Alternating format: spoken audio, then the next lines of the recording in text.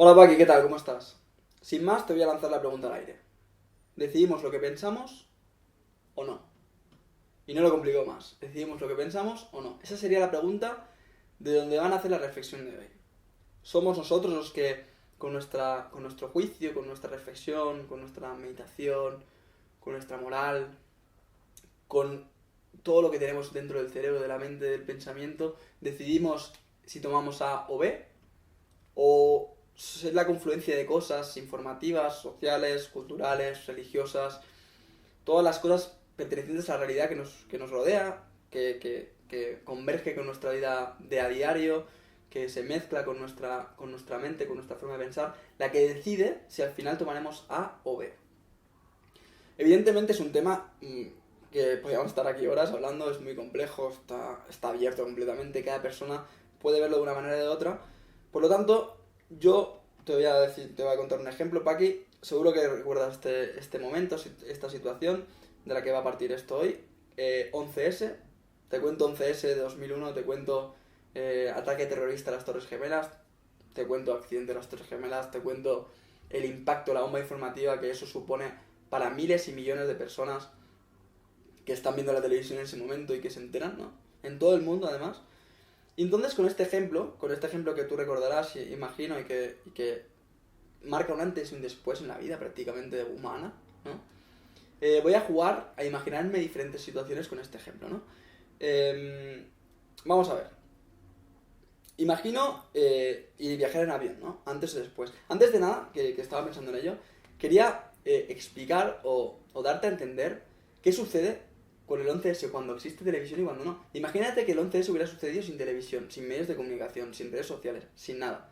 Claro, eso hubiera sucedido a 6.000, 7.000, 8.000 kilómetros de distancia, y ¿quién se hubiera enterado de eso, no?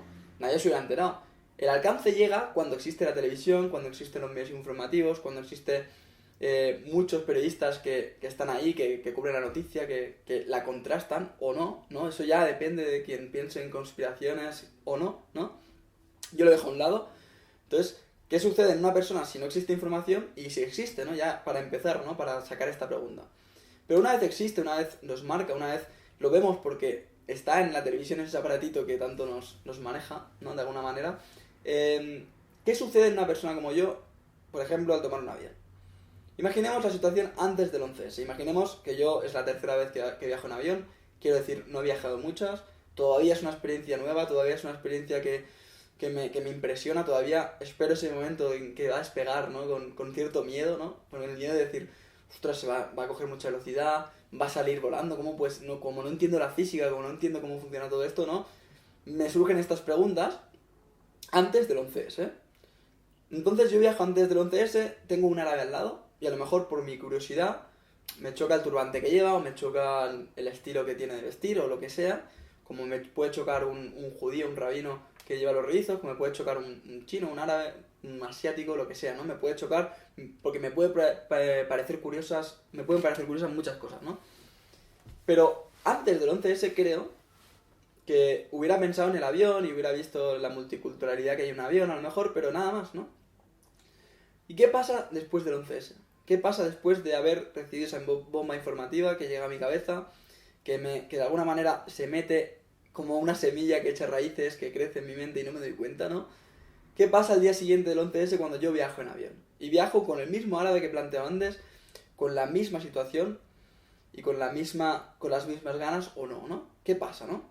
Ya ese árabe, tengo que reconocer que poniéndome en situación, poniéndome en memoria, en ejemplo, tengo que reconocer que ya ver a un árabe a mi lado, después de esa bomba informativa, ya me choca, ¿no? Ya digo, ya me nace el easy, ¿no? Me nace ese easy lleva guardado un puñal en el bolsillo y en un momento dado del viaje se levanta, coge una azafata del avión, le pone el cuchillo en el cuello y yo qué sé, y se le va la pinza, ¿no? Y si ese tipo lleva en la mochila una bomba que ha pasado los rayos X del control de seguridad y no sé cómo lo ha hecho, pero está ahí, easy, ¿no? Aunque sea un 1% de las probabilidades que pueda suceder, aunque sea prácticamente imposible, aunque sea algo inimaginable que pueda suceder, después de esa bomba informativa, después de esa situación que sucede, ¿quién no se ha planteado alguna vez, verdad, Paqui? Ostras, viajo con un árabe, ostras, a ver si, a ver si, a ver si, ¿no? Es algo que uno ya no puede controlar, es uno que ya nace solo en la mente, después de haber visto la televisión, después de haberse envenenado de toda esta información, ¿no? Ya nace eso y uno puede pararse a reflexionar y decir, no, esto no es así porque eso ha pasado una vez, no sé si es cierto porque yo ni siquiera lo he podido contrastar, no he ido a Nueva York a ver si realmente han caído en las torres o si es como dijeron del ascenso a la luna, ¿no? Del pisar de la luna, como dijeron que era un montaje, ¿no? No sé si es un montaje o si es verídico, yo no lo sé, porque yo no he viajado esos 6.000, 7.000, 8.000 kilómetros para comprobarlo. Pero ya ese árbol, esa semilla ya ha crecido en mi mente y ya me tengo que parar y pensar, no pienses eso porque son imaginaciones tuyas, porque puede no tener nada que ver el pobre hombre que viaja en el avión como tú, ¿por qué tiene que ser culpado por eso, no? ¿Por qué tiene que ser juzgado por eso? Pero es real que la persona previa al 11S y la persona posterior al 11S ya es diferente, ¿no? Esa información que se ha introducido en su mente ya hace que su punto de vista de las cosas sea distinto, ¿no? Que vea las cosas de diferente manera. También podemos verlo, para poner otro ejemplo y no darle muchas vueltas a esto, con la misma idea del 11S en el tren, ¿no? Al día siguiente del accidente o del ataque terrorista, yo voy en el tren hacia el trabajo y a mi derecha tengo dos tipos que están hablando sobre... Vamos a ponerlo de esta forma, ¿no? Está diciendo uno al otro. Está diciéndole, no, porque claro, estos moros, que peligrosos son, porque es que solo traen el mal y no sé qué. O imaginemos una conversación o un monólogo en el que hable simplemente criticando a una raza, ¿no? En la que hable criticando. Claro, yo previamente al 11S, previamente a ese ataque terrorista de orígenes islámicos, porque lo han dicho así, puedo pensar, cuando escucho esto, puedo ir en el tren y pensar, claro, es que este tío es un racista, el tío que me había dicho es un racista, qué asco de gente, porque vivo en una ciudad que todo el mundo es racista, claro, porque como ha perdido el trabajo, a lo mejor le ha quitado el trabajo un inmigrante y claro, ya está rabioso por eso, por lo otro. Me levanto y me voy, ¿no? Antes del 11S puede suceder eso, ¿no? Que yo escuche eso y me dé vergüenza ajena, me levante y me vaya.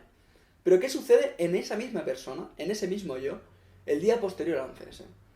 Esa persona, imaginémoslo así, vamos a hacerlo a nuestro favor al pensar de esta forma y luego ya reflexionemos cada uno, Paqui, te animo a reflexionar luego sobre si esto puede ser o no puede ser.